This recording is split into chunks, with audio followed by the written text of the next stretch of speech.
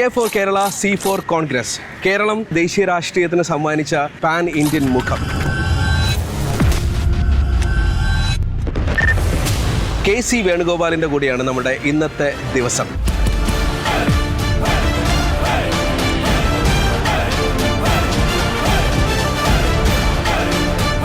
ഈ PM ശ്രീ പദ്ധതി നടപ്പിലാക്കാനുള്ള agenda എവിടെ നിന്നുണ്ടായതാണ്? CPM-ന്റെ ഏത് പോളിറ്റ് ബ്യൂറോ അംഗീകരിച്ചതാണ്? ഏത് പാർട്ടി കോൺഗ്രസ് അംഗീകരിച്ചതാണ്? ഏത് CPM സെക്രട്ടേറിയറ്റ് അംഗീകരിച്ചതാണ്? ഞങ്ങളുടെയൊക്കെ സ്കൂൾ എന്ന് പറഞ്ഞ ഒരു പാർട്ടി ഗ്രാമത്തിൻ്റെ നടുക്കാണ് CPM-ന്റെ. സ്കൂളിനകത്ത് സമരം ചെയ്ത് കഴിഞ്ഞ് കുറച്ച് കഴിയുമ്പോൾ പുറത്തുനിന്ന് CPM-കാർ വന്ന് വളഞ്ഞു പിടിച്ച് ആക്രമിച്ചു. തിരഞ്ഞെടുപ്പ് ഹൈജാക്ക് ചെയ്താണ്, അട്ടിമറിച്ചതാണ്, റിഗ്ഗിംഗ് ആണ് നടന്നിരിക്കുന്നത്. അവിടെ പോയി എല്ലാവർക്കും അറിയാം ബീഹാറിൽ നടന്നത് ഇതാണ്. നേരെ എൻ്റെ കണ്ണൂരിലെ തറവാട്ട് വീട്ടിലേക്ക്. എനിക്കൊരു ഭക്ഷണം അവിടെ രാത്രി എല്ലായ്പ്പോഴും അമ്മ ഉണ്ടാക്കി വെച്ചിട്ടുണ്ടാവും. ഒരു രാത്രി ഞാനെത്തും, പിറ്റേ ദിവസം മുഴുവൻ അമ്മയുടെ കൂടെ ആയിരിക്കും. വല്ലാത്തൊരു ബോണ്ടിങ് ആണ് എനിക്ക് എൻ്റെ ലൈഫ്. താങ്കൾ നേരത്തെ ചോദിച്ചല്ലോ മുഖ്യമന്ത്രി ആകണമെന്നല്ലോ.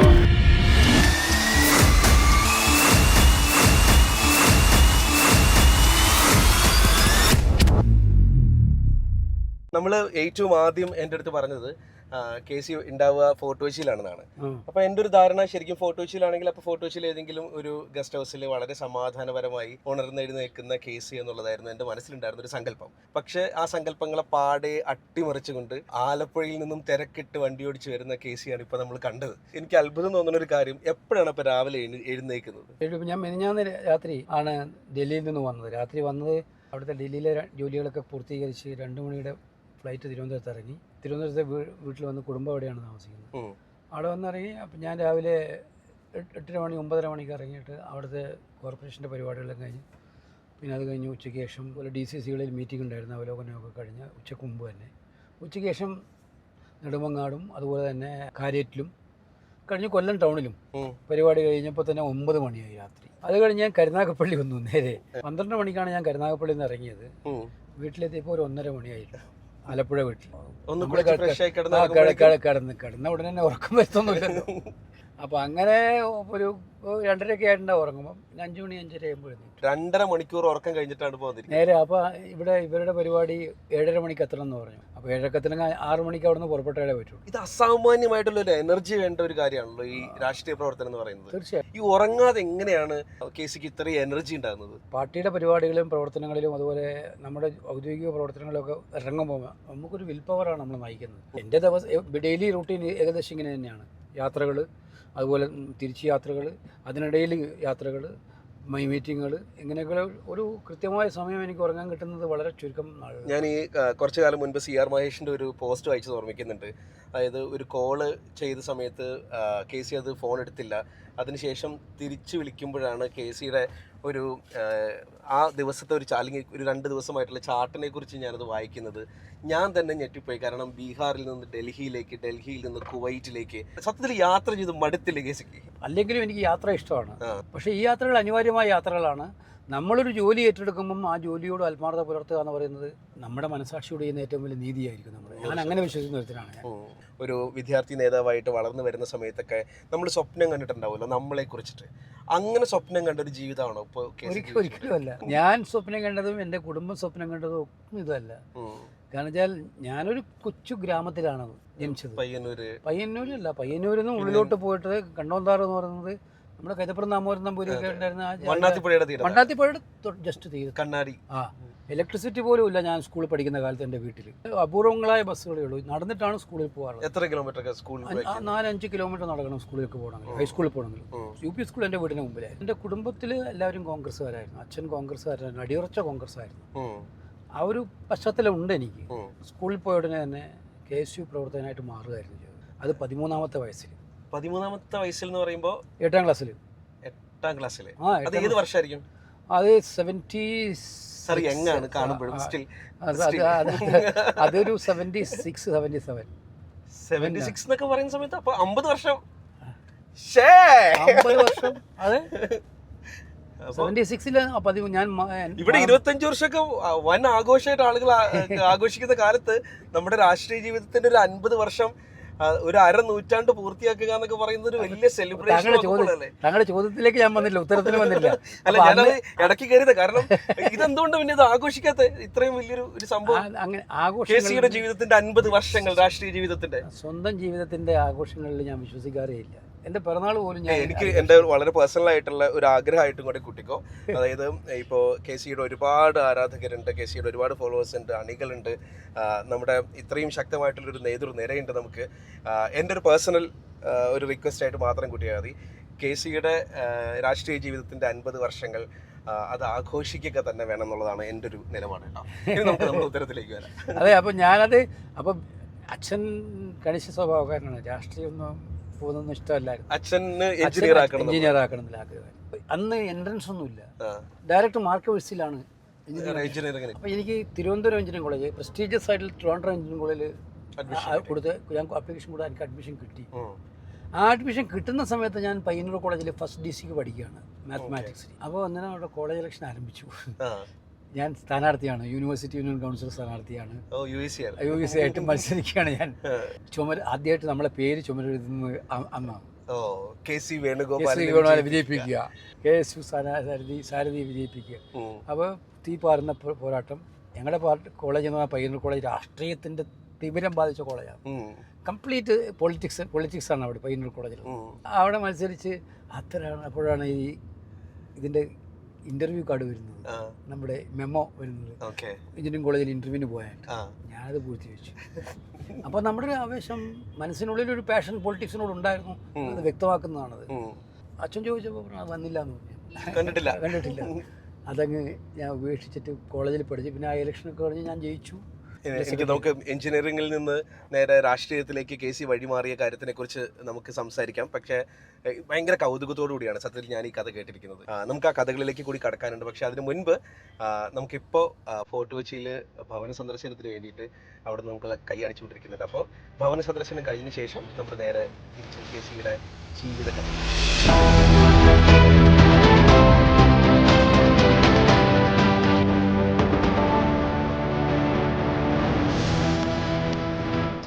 ഇപ്പൊ എന്റെയൊക്കെ ഒരു ചെറുപ്പകാലത്ത് ഞാൻ നോക്കുകയാണെങ്കിൽ എൻ്റെ ഏറ്റവും വലിയ ഹീറോസ് എന്ന് പറയുന്നത് അന്ന് രാവിലെ മുറ്റത്തിറങ്ങിയിട്ട് പ്രിൻസിപ്പളിന്റെ ഓഫീസിന്റെ പുറത്തേക്ക് ഇറങ്ങി വന്നിട്ട് സ്ട്രൈക്ക് ഓൺ എന്ന് വിളിക്കുന്ന ചേട്ടന്മാരായിരുന്നു. KCയുടെ ലൈഫിലെയും സൂപ്പർ ഹീറോസ് എന്ന് പറയുന്നത് ഏറ്റവും ആദ്യം ഈ സമരം വിളിക്കുന്ന ചേട്ടന്മാരെ കണ്ടിട്ടാണ് നമുക്ക് ഒരു ആരാധന തുടങ്ങിയത്. എൻ്റെ മനസ്സിനകത്ത് കൃത്യമായിട്ട് ഒരു പാഷൻ ഉണ്ടായിരുന്നു, ഒരു സ്റ്റുഡൻറ് പൊളിറ്റിക്സിനോടുള്ള പാഷൻ. ഞാൻ കുറച്ച് പഠിക്കുന്ന വിദ്യാർത്ഥിയായിരുന്നു എന്നാണ് അധ്യാപകർ പറയാറ്. സാധാരണ സമരം ചെയ്ത് നടക്കുന്ന ചേട്ടന്മാരാണ് പിൽക്കാലത്ത് നേതാക്കന്മാരായി മാറുക. പക്ഷെ ഒരിക്കലും ഒരു പഠിപ്പിസ്റ്റ് നേതാവായി ഞാൻ കണ്ടിട്ടില്ല. ശരിക്കും പഠിപ്പിസ്റ്റ് ആയിരുന്നോ? പഠിപ്പിസ്റ്റ് ആണെന്ന് ഞാൻ സ്വയം പറഞ്ഞതിന്റെ അർത്ഥമില്ല. പക്ഷെ കണക്കറിയാവുന്ന ആൾക്കാരെ പൊതുവെ പഠിപ്പിസ്റ്റ്. ഞാൻ കണക്കിനോട് എനിക്ക് ഭയങ്കര താല്പര്യമാണ്. കണക്കെന്ന് പറയുന്നത് എൻ്റെ ഒരു ഹരമായിരുന്നു. അപ്പോൾ ഞാൻ കണക്കിൻ്റെ മാഷാത് എൻ്റെ ക്ലാസ് ടീച്ചർ 8ാം ക്ലാസ്സിൽ. അപ്പോൾ 8ാം ക്ലാസ്സിൽ ഞാൻ ആദ്യം പോയി ചേർന്ന് കഴിഞ്ഞ് ഒരു ദിവസം പുറത്തുനിന്ന് മുദ്രാവാക്യം വിളിച്ച സമരമായിട്ട് വന്നിട്ട്, അപ്പോൾ ഞാൻ ആ ക്ലാസ്സിൽ അറിയപ്പെടുന്ന, എൻ്റെ പാർട്ടി എല്ലാവർക്കും അറിയാം, KS അറിയാം. അപ്പോൾ എന്നെ നമ്മുടെ നേതാവ് എബ്രഹാം, അയാളിപ്പോൾ ജീവിച്ചില്ല, അയാളെ കൊന്നു മാർക്സിസ്റ്റുകാർ. അവൻ എന്നെ വിളിച്ചിട്ട് സാറ് പറയും വിടത്തില്ല പറയും. അവൻ പഠിക്കുന്ന കുട്ടിയാണ്, അവനെ ചീത്തയാക്കാൻ വിടത്തില്ല, സമരം ചെയ്യാനുള്ളൂ. അപ്പോൾ ഞാൻ പറഞ്ഞു, സാർ എൻ്റെ സംഘടനയിലെ ആളുകൾ വിളിക്കുകയല്ലേ, ഒന്ന് പോയിട്ട് വരട്ടെ സാർ. അപ്പോൾ സാറ് മനസ്സില്ല മനസ്സോടെ, എന്നാൽ പോയിട്ട് പെട്ടെന്ന് വരാൻ പറഞ്ഞു. അപ്പോൾ ഞാൻ പുറത്ത് പോയപ്പോൾ ഇവർ വാ എന്ന് പറഞ്ഞ സമരത്തിൻ്റെ ആവേശത്തിലോട്ട് വന്ന് പിന്നെ സ്കൂളിൽ സമരം വിളിക്കുകയായിരുന്നു. ഞങ്ങളുടെയൊക്കെ സ്കൂൾ എന്ന് പറഞ്ഞാൽ ഒരു പാർട്ടി ഗ്രാമത്തിൻ്റെ നടുക്കാണ്, CPMൻ്റെ. സ്കൂളിനകത്ത് സമരം ചെയ്ത് കഴിഞ്ഞ് കുറച്ച് കഴിയുമ്പോൾ പുറത്തുനിന്ന് CPMക്കാർ വന്ന് വളഞ്ഞു പിടിച്ച് ആക്രമിച്ചു. എൻ്റെ ആദ്യത്തെ SFI അകത്തിരുന്ന് ഒരടി ഉണ്ടായാൽ നമ്മുടെ കുട്ടികളും തിരിച്ചടിക്കും. അപ്പോൾ അവിടെ ചേർത്ത് നിൽക്കാൻ പറ്റുന്ന ഒരാളുകളാണ് നമ്മളുള്ളത്. പക്ഷേ ഇത് പുറത്തുനിന്നുള്ളവരാണ്, നാട്ടുകാർ അടിച്ച് ഓട്ടെന്ന് പറഞ്ഞാൽ ഇപ്പോഴും എനിക്ക് മറക്കാൻ പറ്റുന്നില്ല. പക്ഷേ ആദ്യത്തെ അനുഭവമാണ്, ഇങ്ങനെയൊന്നും സംഭവം ഉണ്ടാകുന്ന നമുക്കറിയില്ലല്ലോ. വന്ന് അടിച്ച് അന്ന് സ്കൂളിൻ്റെ ബാക്കിൽ കാടാണ്, ആ കാട്ടിനകത്തോട്ട് പോയി. എൻ്റെ കൂടെ ഒരാൾ, എൻ്റെ ക്ലാസ് പഠിക്കുന്നൊരു ഉണ്ടായിരുന്നു, ആ ക്ലാസ് പഠിക്കുന്ന ഗോപാലകൃഷ്ണൻ കണ്ണട ഉണ്ടായിരുന്നു. അത് അയാൾ കണ്ണട വീണുപോയി, അയാൾക്ക് തപ്പി നടക്കാൻ പറ്റുന്നില്ല. പിന്നെ അയാളെയും കൂട്ടി നിൽക്കേണ്ട സ്ഥിതി. അങ്ങ് കാടിനകത്ത് വെച്ച് നിർത്തിയിട്ടാണ് രക്ഷപ്പെട്ടത് അടിയിൽ. അങ്ങനെ പിന്നെ മനസ്സിനകത്ത് എന്താ ഒരു ഉറച്ചു. ഇത്തരം അനുഭവങ്ങളിൽ നിന്നാണല്ലോ നമ്മൾ ഉറക്കുന്നത്. KSU എന്നുള്ള നടക്കണമെന്ന് ഉറച്ച് പിന്നെ ഞാൻ തന്നെ സമരം നയിക്കാനും സമരം നടത്താനും 8ലും 9ലും 10ലും മത്സരിച്ചു ക്ലാസ് ലീഡറായി. അതാണ് ഒരു രാഷ്ട്രീയത്തോടുള്ള ഒരു അഭിനിവേശം തുടങ്ങുന്ന കാലം. ഈ എഞ്ചിനീയറിങ്ങിൻ്റെ കാര്യം നമ്മൾ പറഞ്ഞു, പക്ഷേ ഇപ്പോൾ MSc മാത്സിൽ ഫസ്റ്റ് ക്ലാസ്സോടുകൂടി പാസ്സായിട്ടുള്ള ഒരാളാണ് ശരിക്കും KC എന്ന് പറയുന്നത്. MSc മാത്സിലൊക്കെ പോയി കഴിയുമ്പോൾ സ്വാഭാവികമായിട്ടും, അല്ലെങ്കിൽ അതിൽ ഫസ്റ്റ് ക്ലാസ്സിലൊക്കെ പാസ്സായി കഴിയുമ്പോൾ സ്വാഭാവികമായിട്ടും ഒരു ക്ലർക്ക് പരീക്ഷ എഴുതുകയോ അല്ലെങ്കിൽ ഒരു സെക്രട്ടേറിയറ്റിൽ ജോലിക്ക് ലഭിക്കുകയോ ശ്രമിക്കുകയൊക്കെ ചെയ്യുന്നൊരു സാഹചര്യം ആ കാലത്തുണ്ടായിരുന്നു. അങ്ങനെയൊന്നും ശ്രമിച്ചിട്ടുണ്ട്? സെക്കൻഡ് ഇയർ പഠിക്കുമ്പം നമ്മൾ BSc സെക്കൻഡ് ഇയർ ആണ്. BSRB ടെസ്റ്റുകൾ ഭയങ്കരമായിട്ട് പ്രാധാന്യമുള്ളൊരു കാലഘട്ടമായിരുന്നു അത്. ബാങ്കിങ് സർവീസ് റിക്രൂട്ട്മെന്റ് ബോർഡിന്റെ. അതായത് നമ്മുടെ ബാങ്കിലെ ജോലിക്കൊന്ന് വലിയ പാഷൻ ഉണ്ടായിരുന്നു. അപ്പോൾ ഞാൻ പരീക്ഷ എഴുതാൻ പോയി. സമയം ഞാൻ ക്വാളിഫൈ ചെയ്തു. അതിന്റെ ഇന്റർവ്യൂ കാർഡും വന്നു. നമ്മൾ കുറെ മുക്കിയിട്ടുണ്ട്. അപ്പോഴും പിന്നെ ഈ പറയുന്ന പോലെ സെക്കൻഡ് ഇയറിൽ ഞാൻ വീണ്ടും മത്സരിക്കുകയാണ് യൂണിവേഴ്സിറ്റി യൂണിയൻ കൗൺസിൽ ആയിട്ട്. ഫസ്റ്റ് ഇയറിന് കഴിഞ്ഞ് 2ാമത്തെ കൊല്ലം. അന്നേരമാണ് ഈ കാർഡ് വരുന്നത്. അപ്പോൾ ജോലി വേണോ, കോളേജിൽ തുടരണോ, അങ്ങനെ രാഷ്ട്രീയം ഒക്കെ തന്നെ. അപ്പോൾ ഞാൻ ഇത് അങ്ങ് ഓപ്റ്റ് ചെയ്യുമായിരുന്നു. അതുകൊണ്ട് ജോലി വേണ്ടെന്ന് വെച്ചു. MSc കാലമാകുമ്പോഴേക്കും ഞാൻ ഒരു പകുതി ഉഴപ്പായി. കാരണം എനിക്ക് വോളിബോൾ കളിക്കണം, രാഷ്ട്രീയ പ്രവർത്തനം, മീറ്റിംഗ്. അന്ന് ഞാൻ KSUവിൻ്റെ ജില്ലാ സെക്രട്ടറിയും സ്റ്റേറ്റ് എക്സിക്യൂട്ടീവ് മെമ്പറൊക്കെ ആയതുകൊണ്ട് എല്ലായിടത്തും മീറ്റിങ്ങിന് പോകണം. അവിടെ ഇവിടെയൊക്കെ പോകണം. മാത്സിലൊന്നും അങ്ങനെ ഉഴപ്പുന്ന പാടില്ലല്ലോ, ആർട്സ് സബ്ജക്റ്റ് പോലെ അല്ലല്ലോ. മാത്സിൽ ജയിച്ചു കഴിഞ്ഞു, എന്നാലും ഫസ്റ്റ് ക്ലാസ്സോട് ജയിച്ചു കഴിഞ്ഞപ്പോൾ അവിടെ വേണമെങ്കിൽ ജോലിക്ക് ഹാജരാവാൻ. ആ കോളേജ് കോൺഗ്രസ് നിയന്ത്രിക്കുന്ന ഒരു കോളേജ് ഭരണസമിതിയാണ്, എൻ്റെ കോളേജ് തന്നെ. മാത്തമാറ്റിക്സിന് ഒഴിവുണ്ടായിരുന്നു. വേണമെങ്കിൽ അന്ന് PG മതി, അന്ന് അഡീഷണൽ ക്വാളിഫിക്കേഷൻ ഒന്നും വേണ്ട. ലെക്ചറാകാൻ MSc മാത്രം മതി. അതൊന്നും വേണ്ട, അന്നൊന്നും വേണ്ട. അധ്യാപകനാവാൻ എനിക്ക് മോഹമുള്ളൊരു ജോലി ഏതെന്ന് ചോദിച്ചാൽ എന്നോട് ചോദിച്ചാൽ ടീച്ചറാവാനാണ്. എൻ്റെ മനസ്സിൽ ഏത് ജോലിയാണ് നിങ്ങൾക്ക് മാത്സ് ടീച്ചർ തന്നെയായിരിക്കും. മാത്സ് ടീച്ചർ മാത്സല്ലേ ഞാൻ പഠിക്കണം. മാത്സല്ലേ മലയാളം. താങ്കൾ കറക്റ്റാ പറഞ്ഞു. ആഗ്രഹം ഉണ്ടായിരുന്നു, ജോലി ചെയ്തായിരുന്നു. ഞാൻ ഇടയ്ക്ക് ട്യൂട്ടോറിയൽ കോളേജിൽ പോയി പഠിപ്പിക്കാറുണ്ട്. MScക്ക് പഠിക്കുന്ന സമയത്ത് തന്നെ അവിടെ പോയിട്ട് പഠിപ്പിക്കുമായിരുന്നു. പക്ഷേ അതിനും ഞാൻ പോയില്ല. അപ്പോൾ കഴിഞ്ഞ് MSc മാത്തമാറ്റിക്സ് കഴിയുമ്പോഴേക്കും ഞാൻ KSUവിൻ്റെ സംസ്ഥാന കമ്മിറ്റിയിലൊക്കെ വന്നു. ഇപ്പോൾ പൊളിറ്റിക്സിലേക്കുള്ള അപ്പോഴും വീട്ടുകാരുടെ നിർബന്ധം ഉണ്ടായിരുന്നു, ജോലിയിൽ എന്തെങ്കിലും കയറണം എന്നൊക്കെ. പക്ഷെ ഞാൻ ഈ യാത്രയിലോട്ട് അങ്ങ് പോയി. എൻ്റെ രാഷ്ട്രീയമാണ് എൻ്റെ വഴിയിൽ നിന്ന് തിരിച്ചറിയുന്ന നാളുകളായിരുന്നു ആ ദിവസങ്ങൾ. പഠനം എന്ന് പറയുന്നത്, രാഷ്ട്രീയം എന്ന് പറയുന്നത്, അതിൻ്റെ കൂടെ തന്നെ KC ഒരു വലിയ കാലം വരെ ചേർത്ത് പിടിച്ചത് വോളിബോളാണ്. വോളിബോൾ പ്ലെയർ ആയിരുന്നു, നാട്ടിൽ അറിയപ്പെടുന്ന പ്ലെയർ ആയിരുന്നു, ടീമുകളിൽ ഉണ്ടായിരുന്നു. വോളിബോൾ ഒരു ഹരമാണ് എനിക്ക്. ഇപ്പോഴും വഴിയിലൂടെ പോകുമ്പോൾ എവിടെയെങ്കിലും വോളിബോൾ കളിക്കുമ്പോൾ ഞാൻ വണ്ടി നിർത്തി കാണും. ഭാരത് ജോഡോ യാത്ര നടക്കുന്ന സമയം രാഹുൽ ഗാന്ധിയുടെ കൂടെ യാത്ര നടത്തി കൊണ്ടുപോകുന്നത് മധ്യപ്രദേശിലും രാജസ്ഥാനിലും ഒത്തിയൊക്കെ തന്നെ വോളിബോൾ ഉണ്ടാവും വൈകുന്നേരങ്ങളിലെ ക്യാമ്പുകളിൽ. ഞാൻ കളിക്കുമായിരുന്നു. ഞാൻ ഒരുപാട് നാളായിട്ട് കണക്ഷൻ ഇല്ല, പരിശീലനവും ഇല്ല. പക്ഷേ എങ്കിലും വോളിബോൾ എന്ന് പറയുമ്പോൾ നമുക്ക് അത് എൻ്റെ ഗ്രാമത്തിൽ, ഞാൻ പറഞ്ഞില്ലേ കൊച്ചു ഗ്രാമമാണ്, അവിടെ ഞങ്ങൾക്ക് ഒരു ജോളി ബ്രദേഴ്സ് എന്ന് പറഞ്ഞ ടീമുണ്ട്. ഞാനാണ് അതിൻ്റെ സെക്രട്ടറി അന്ന്. ആ ടീമിൻ്റെ സെക്രട്ടറി, ക്ലബിൻ്റെ സെക്രട്ടറി. ഞങ്ങൾ വോളിബോൾ ഒരു ടീമുണ്ട്. ഞങ്ങൾ നല്ല കളിക്കാരും ഉണ്ടായിരുന്നു. ജില്ലയിലെ തന്നെ അറിയപ്പെടുന്ന കളിക്കാരുടെ ടീമായിരുന്നു അത്. ഞങ്ങൾ എല്ലായിടത്തും കളിക്കാൻ പോകും. വോളിബോൾ കോളേജിൽ എൻ്റെ കോളേജിൽ നല്ല ടീമായിരുന്നു. പയ്യന്നൂർ കോളേജ് ടീമിൻ്റെ ക്യാപ്റ്റനായിരുന്നു ഞാൻ. പിന്നെ കയ്യിൽ പോക്കറ്റിൽ ആദ്യമായിട്ട് ഒരു വരുമാനം കിട്ടിയത് വോളിബോളിലൂടെയാണ്. ശരി. അന്നത്തെ കാലം നിങ്ങൾ ആലോചിച്ച് നോക്കുക. 80-90കളിലെ കാലത്ത് 100 രൂപ പോക്കറ്റിൽ കിട്ടുക എന്ന് പറയുന്നത്, നമ്മൾ കളിക്കാൻ പോകും, മറ്റു ടീം ക്ലബ്ബുകൾക്ക് വേണ്ടി കളിക്കാൻ പോകും. അപ്പോൾ ഞങ്ങളുടെ ക്ലബ്ബിൽ നിന്ന് 4-5 പേരെടുക്കും. അപ്പോൾ പോയി കഴിഞ്ഞാൽ നല്ല ഭക്ഷണം, അതുപോലെ തന്നെ രാത്രി കഴിഞ്ഞാൽ 100 രൂപ പോക്കറ്റിലുണ്ടാവും. അത് ഒരു മാസത്തേക്ക് നമുക്ക് പോക്കറ്റ് മണി ആയിട്ട് കഴിയും. ഇപ്പോഴും ഞങ്ങൾ ഒരു വണ്ണം വെച്ച KC കണ്ടിട്ടില്ല. ഞാൻ പഴയ ഫോട്ടോസൊക്കെ നോക്കുന്ന സമയത്തൊക്കെ KCക്ക് എപ്പോഴും ഒരേ ഒരു ശരീരപ്രകൃതിയാണ്. അതങ്ങനെ കീപ്പ് ചെയ്യുന്നതിൻ്റെ പ്രധാനപ്പെട്ട ഒരു കാരണം ആ വോളിബോളിനോടുള്ള അന്നത്തെ ഇഷ്ടം ഇപ്പോഴും ഇങ്ങനെ വിടാതെ പിന്തുടരുന്നുകൊണ്ടാണ്. അല്ല, ഞാൻ വോളിബോൾ മാത്രമല്ലായിരുന്നു, ഞാൻ നല്ലതായിട്ട് ഓടുമായിരുന്നു. എൻ്റെ ഒരു കുഴപ്പമെന്ന് വെച്ചാൽ ഞാൻ ഇതിനോടൊന്നും എല്ലാം തൊടുക വിടുക ഒരുപാട് കാര്യങ്ങളിൽ നമ്മൾ കൈവച്ചിട്ടുണ്ട്. പക്ഷെ ഒന്നിലും കോൺസെൻട്രേറ്റ് ചെയ്തില്ല. ഞാൻ നന്നായിട്ട് ഓടുമായിരുന്നു. 100 മീറ്റർ ഹെഡ്സിൽ എൻ്റെ സബ് ജില്ലയിലും ചാമ്പ്യനായിരുന്നു. 100 മീറ്റർ. എനിക്കിപ്പോഴും MLA-മാരുടെ മത്സരം നടത്തി വയസ്സായപ്പോൾ അവിടെ ഈ 100 മീറ്ററിൽ ഞാൻ എല്ലാവരും തോൽപ്പിച്ച് ഞാൻ തന്നെ ജയിച്ചു. ഓട്ടത്തിൽ നമ്മൾ തന്നെ. അപ്പോൾ ഓട്ടത്തിന് ഇഷ്ടമാണ്, വോളിബോളുണ്ട്, അപ്പോൾ അതുകൊണ്ട് ഒരു കായിക മേഖലയോട് എനിക്ക് താല്പര്യമുണ്ട്. അപ്പോൾ ബോഡി ഫിറ്റ്നസ് എന്നെ എപ്പോഴും ഓർമ്മിപ്പിക്കാറുണ്ട്.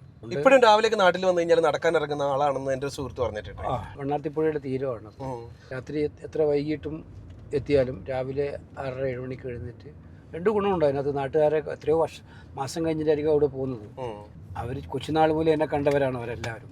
നമ്മുടെ നാട്ടിലെത്തുമ്പോൾ നമ്മുടെ ഒരു പ്രതീതി വേറെ ആയിരിക്കും. അപ്പോൾ അവരെല്ലാം കണ്ടുമുട്ടാനൊന്ന് പരിചയം പുതുക്കാനുള്ള അവസരമാണ്. അപ്പോൾ രാവിലെ ഇറങ്ങും, 1 മണിക്കൂർ ഇങ്ങനെ കറങ്ങി നടന്നിട്ടേ ഞാൻ മറ്റു കാര്യങ്ങൾ ചെയ്യാറുണ്ട്. യെസ്, നമുക്ക് ഇനി KC എന്ന് പറയുന്ന സമയത്ത് മനസ്സിലേക്ക് ഏറ്റവും ആദ്യം ഇരമ്പി എത്തുന്ന മറ്റൊരു വലിയ മുഖം കൂടിയുണ്ട്. അത് K. കരുണാകരൻ എന്ന് പറയുന്ന രാഷ്ട്രീയത്തിൻ്റെ ചാണക്യൻ, അല്ലെങ്കിൽ ഒരു കരുണാകര യുഗം തന്നെ ഉണ്ടായിരുന്നു നമ്മുടെ കേരളത്തിൽ എന്നുള്ള കാര്യം നമുക്കറിയാം. നമുക്ക് ആ ചോദ്യങ്ങളിലേക്ക് വരാം. പക്ഷെ അതിന് മുൻപ് നമുക്ക് ബിഷപ്പ് ഹൗസിൽ കയറി ബ്രേക്ക്ഫാസ്റ്റ് ആണ്.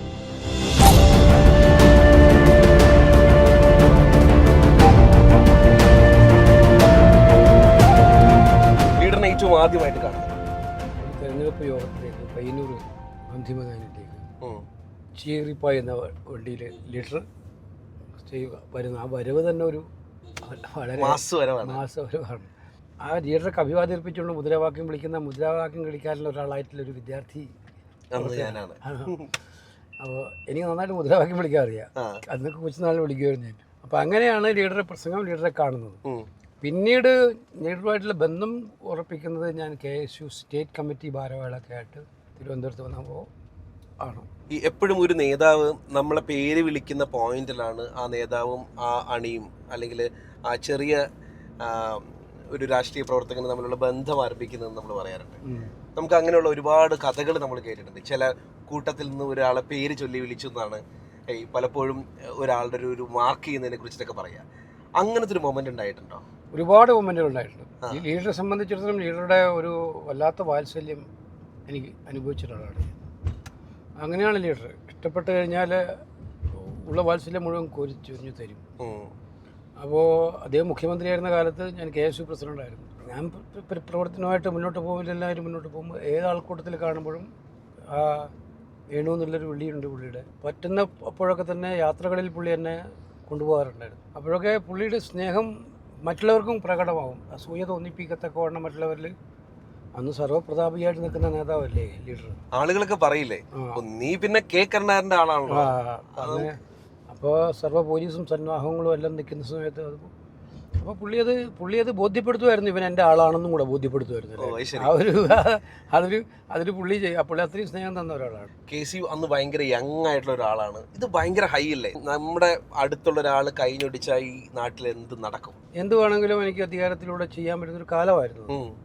പക്ഷേ അന്ന് ലീഡർ തന്നെ ഒരുപാട് എന്നെ അപ്രീഷിയേറ്റ് ചെയ്യാറുണ്ട് മറ്റുള്ളവർ മുമ്പിൽ വെച്ചിട്ട്. അത്തരം കാര്യങ്ങളിലൊന്നും ഞാൻ ഓവറായിട്ടൊന്നിലും ഇൻവോൾവ് ചെയ്യാറേ ഇല്ല. പക്ഷേ ലീഡർക്ക് എന്നെ ഇഷ്ടമാണ്. എനിക്ക് ലീഡർ എന്ന് പറഞ്ഞാൽ വലിയ സ്നേഹവും ബഹുമാനവുമാണ്, ആദരവാണ്. അപ്പോൾ ഒരു ഇത് മെയിൻറ്റെയിൻ ചെയ്യാൻ എനിക്ക് പറ്റിയെന്നുള്ളതാണ് എൻ്റെ വിജയം. ഇപ്പം സ്ത്രീകളോടുള്ള റെസ്പെക്റ്റിന്റെ കാര്യത്തിലാണെങ്കിലും ഒക്കെ തദ്ദേശ കൈപ്പത്തി ചിഹ്നത്തിൽ രേഖപ്പെടുത്തുന്ന കാര്യമാണ് നമ്മൾ പാസ് ചെയ്തു പോകുന്നത്. ഇതിങ്ങനെ കാണുന്ന സമയത്ത് ആ ഇലക്ഷൻ കാലത്തിലേക്കുള്ള ഒരു നമ്മൾ പെരുന്നാളിന് ചെണ്ടോട്ട് കേൾക്കുന്ന പോലത്തെ ഒരു പരിപാടിയല്ലേ? ഒരുപാട് ഓർമ്മകളിലേക്ക് നമ്മൾ മടക്കിക്കൊണ്ടു പോകുന്ന ഒരു അനൗൺസ്മെന്റുകളാണല്ലേ കൈപ്പത്തി ചിഹ്നത്തിന് വോട്ട് ചെയ്ത് വിജയിപ്പിക്കുക എന്നൊക്കെ. എത്രയോ വർഷങ്ങളായിട്ട് ഇങ്ങനെ നമ്മളെ നയിക്കുന്ന ഒരു ശബ്ദമാണ് അത് വീണ്ടും കേൾക്കുമ്പോൾ നമുക്ക് ഉണ്ടാകുന്ന ഒരു അനുഭൂതി വേറെയാണ്. ഏതൊരു പൂരപ്രേമിക്കും ചെണ്ടമേളം കേൾക്കുന്ന സമയത്ത് ഉണ്ടാവുന്ന ഒരു അവസ്ഥയാണ് ഒരു രാഷ്ട്രീയക്കാരനെ സംബന്ധിച്ചിടത്തോളം ഒരു അനൗൺസ്മെന്റ് എന്ന് പറയുന്നത് അല്ലേ? യെസ്, നമുക്ക് കഥയിലേക്ക് തിരിച്ചു വരാം.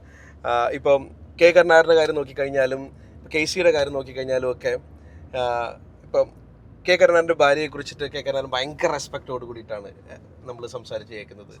നമ്മൾ ലീഡർ ഏത് സമയത്തും പോയാലും ലീഡറുടെ വീട്ടിൽ നമ്മൾ ഭക്ഷണം കഴിച്ചിട്ടേ പോകാവുള്ള നിർബന്ധ ബുദ്ധിയുള്ള ആളാണ് കല്യാണ കുട്ടിയമ്മ, ലീഡറുടെ മിസ്സസ്. വെച്ചാൽ വല്ലാത്തൊരു സ്നേഹം തരുക അവർ. ഒരു ഇത്രയും വൈശിഷ്ട്യമാർന്ന സ്വഭാവമാണ്. ആര് പോയാലും ആ സമയത്ത് ഭക്ഷണം കഴിക്കുന്ന സമയത്ത് കഴിക്കും. നമുക്കൊക്കെ പ്രത്യേകിച്ചിട്ട് എനിക്കിപ്പോഴും ഓർമ്മയുണ്ട്, അസുഖമായ സമയത്ത് മെഡിക്കൽ കോളേജിൽ കിടക്കുമ്പോൾ മെഡിക്കൽ കോളേജിലേക്ക് ഭക്ഷണം കൊടുത്തു വെച്ചിട്ടുണ്ട്. കരുണാകരനെ കുറിച്ച് പറയുന്ന സമയത്ത് മറ്റാർക്കും ചെയ്യാൻ പറ്റാത്ത ഒരുപാട് കാര്യങ്ങൾ ചെയ്യുന്ന ഒരാളായിട്ട് പലപ്പോഴും K. കരുണാകരനെ കുറിച്ച് പറഞ്ഞു കേൾക്കാറുണ്ട്. എതിർപ്പുകൾ ഉണ്ടാവും. എതിർപ്പുകൾ ഒരു ഹരമായി എടുക്കുന്ന നേതാവാണ് ലീഡർ.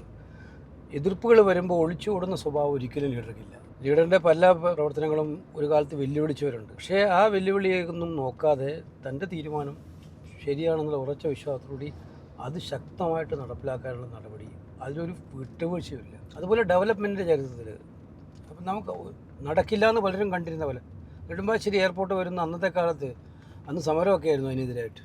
പക്ഷെ പുള്ളിക്കൊരു ഇച്ഛാശക്തി ഉണ്ട്. അതുപോലെ തന്നെ കരൂർ സ്റ്റേഡിയം, അത് ഒരുപാട് കടമ്പകൾ കടന്നിട്ടാണ്, പക്ഷേ ഇച്ഛാശക്തി ഉണ്ടായിരുന്നു. അങ്ങനെ കാര്യങ്ങൾ നടപ്പിലാക്കണം തീരുമാനിച്ചാൽ ആ തീരുമാനിച്ച കാര്യങ്ങൾ നടപ്പിലാക്കാൻ വേണ്ടിയിട്ടുള്ള എന്ത് വഴികളും തേടാൻ അദ്ദേഹം തയ്യാറാവും. നല്ല സരസൻ കൂടിയായിരുന്നല്ലോ. അതായത് ഇപ്പോൾ മീഡിയയുടെ മുമ്പിൽ എങ്ങനെ തിരിഞ്ഞു നോക്കുമ്പോൾ എന്ത് തോന്നുന്നു എന്ന് പറയുന്ന സമയത്ത് മീഡിയയുടെ മുമ്പിൽ നിന്ന് തിരിഞ്ഞു നിൽക്കാനായിട്ട് അത്രയും ഫണ്ണി ആയിട്ടുള്ള ഒരാളായിരുന്നല്ലോ. അതൊക്കെ അനുഗ്രഹീതമായി കിട്ടിയിട്ടുള്ള കാര്യമാണ് അദ്ദേഹത്തിന്. അത് ടിറ്റ് ഫോർ ടാറ്റ്. ഒരു ചോദ്യം ചോദിച്ചാൽ പത്രക്കാരോട് ചോദിച്ചാൽ അപ്പം പെട്ടെന്ന് മറുപടിയാണ്, ആലോചിച്ച് കുറച്ച് മറുപടിയൊന്നുമല്ല. പക്ഷെ ആ മറുപടിയൊക്കെ യഥാർത്ഥത്തിൽ യഥാർത്ഥത്തിൽ പിന്നെ നർമ്മം വളരെ ഇഷ്ടമാണ്. തമാശ പറയും, ആളുകളെ കളിയാക്കും, അതുപോലെ സ്വയം കളിയാക്കപ്പെടാൻ വിധേയനാവും. പിന്നെ സ്ഥലപ്പേരുകളൊക്കെ പുള്ളി ഇപ്പം എന്നോട് പറയാം. എനിക്ക് കരുനാഗപ്പള്ളി ഇപ്പം എന്നോട് ആ യാത്ര ചെയ്ത് ഞങ്ങൾ അവിടെ വേണു ബ്ലാക്ക് സ്നേക്ക് ചർച്ച് കണ്ടോ? നമ്മളൊരിക്കലും പ്രതീക്ഷിക്കാത്ത ഞാനിപ്പോ നോക്കുമ്പോ ബ്ലാക്ക് സ്നേക്ക് ചർച്ച്, അപ്പോൾ കരുനാഗപ്പള്ളി. അപ്പോൾ അതുപോലെ ഉള്ള ഒരുപാട് സ്ഥലപ്പേരുകളൊക്കെ പുള്ളി അങ്ങനെ പറഞ്ഞു തരും. നമ്മളെ തന്നെ കളിയാക്കും. ഞാൻ ചില സമയത്ത് വൈകി എത്തും. പറഞ്ഞ സമയത്ത് ഇപ്പം എവിടെയെങ്കിലും ഒരു മീറ്റിങ്ങിനൊക്കെ പോകുന്ന സമയത്താണ് വൈകി എത്തുമോ, അപ്പോൾ പുള്ളി എഴുന്നേക്കും, കൈകൂപ്പുന്നു. ഓ എത്തിയല്ലോ, നമ്മൾ തന്നെ ചെറുതാവും അങ്ങോട്ട്. പുള്ളി പക്ഷേ ഇതൊക്കെ ലീഡർ നമ്മളെ ഓർമ്മിപ്പിക്കുകയാണ് വൈകി വരാൻ പാടില്ല എന്നുള്ളത്. എന്തായാലും നമുക്ക് ഒരുപാട് കാര്യങ്ങൾ ഇനിയും ചോദിക്കാനുണ്ട്. പക്ഷെ അതിന് മുൻപ് നമുക്ക് ഇനി നേരെ DCC ഓഫീസിലേക്ക് പോകേണ്ടതുണ്ട്. അവിടെ ഒരു വലിയ പത്രസമ്മേളനം നടക്കാനായിട്ട് പോവാണ്. എന്തൊക്കെയാണ് പത്രസമ്മേളനത്തിന്റെ കാര്യങ്ങൾ എന്തൊക്കെയാണ്? സ്വാഭാവികമായിട്ടുള്ള പൊളിറ്റിക്കൽ ഇഷ്യൂസ് ഡിസ്കസ് ചെയ്യുന്ന ഒരു പ്രസ് കോൺഫറൻസ് ആയിരിക്കും. ഓക്കെ, എന്തായാലും ഒരുപാട് മാധ്യമങ്ങൾ അവിടെ കാത്തിരിക്കുകയാണ്. അപ്പോൾ ആ മീഡിയയുടെ മുമ്പിലേക്ക് നമ്മൾ നേരെ ഇറങ്ങി ചെല്ലാൻ പോവാണ്. അതിനുശേഷം നമുക്ക് സംസാരം തുടങ്ങാം.